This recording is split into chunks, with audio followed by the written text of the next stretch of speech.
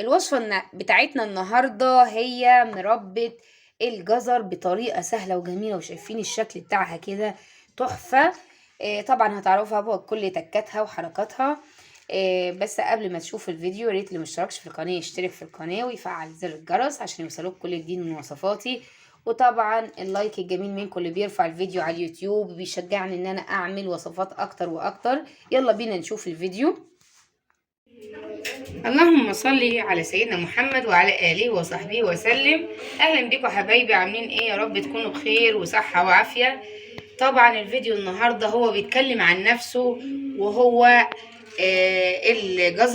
الجزر طبعا فيه فوائد كتير ومعادن كتير، يعني غني بفيتامين بي والكالسيوم والمغنيسيوم، مفيد للجسم بدرجة رهيبة. وفيتامين ألف اللي هو طبعا بيقوي النظر. هنعمل منه مربى جميلة وتحفة.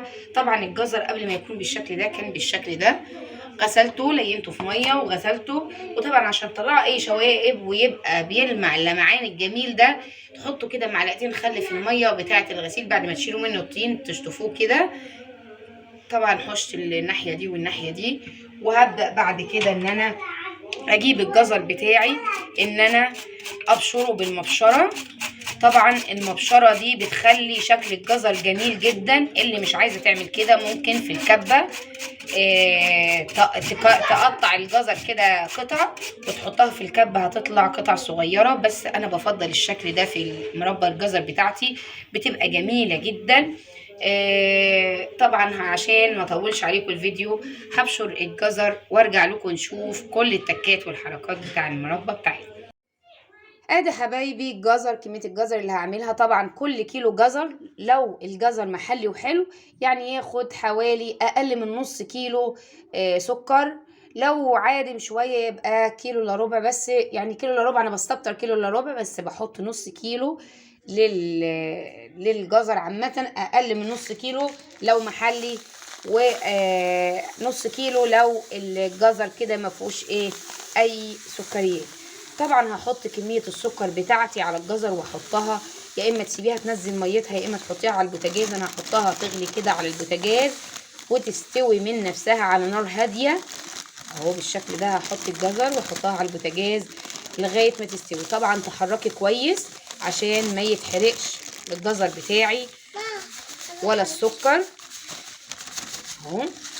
هرفعها بقى، انا سايبه كده السكر في النص ليه؟ عشان ما تتحرقش من الحوافي. هبدأ بقى ان انا احطه على البوتاجاز. الجزر نفسه هينزل المية بتاعته وهيستوي منه فيه من غير ما تحطي اي سوائل. هحطه على البوتاجاز وارجع لكم لما يبدأ ان هو يستوي. ادي حبايبي يعتبر هي دخلت في السوا. هبدأ بقى ان انا احط هحط عصير ليمونة كاملة، وهحط فانيليا ورقتين بس كفاية، واقلبهم كويس. ده بعد ما حطيت عصير الليمونة والفانيليا، ريحة تحفة وجميلة. طبعا هسيبها لغاية ما السوائل كده تتشرب منها اهو. شايفين لسه شوية. انا حطيت لها نص كوباية مية بس في الاول عشان ما تتحرقش من تحت. شايفين؟ هسيبها شوية لغاية ما السوائل دي تتشرب خالص وارجع لكم. ادي حبايبي المربى بتاعتنا بعد ما استوت جميلة جدا اهي وجوسي برضو. طبعا انا مجهزة برطمانات اللي هو بتاع كارنفاليتا ديت بتاع الايس كريم، هحط فيها. انا البرطمانات دي بحتفظ بيها، بحتاجها احط فيها صلصة، احط فيها مربى. والبرطمانات دي بتاع العسل. هبدأ بقى ان انا املى البرطمان بتاعي. احط بسم الله، هملاهم كده وارجع لكم.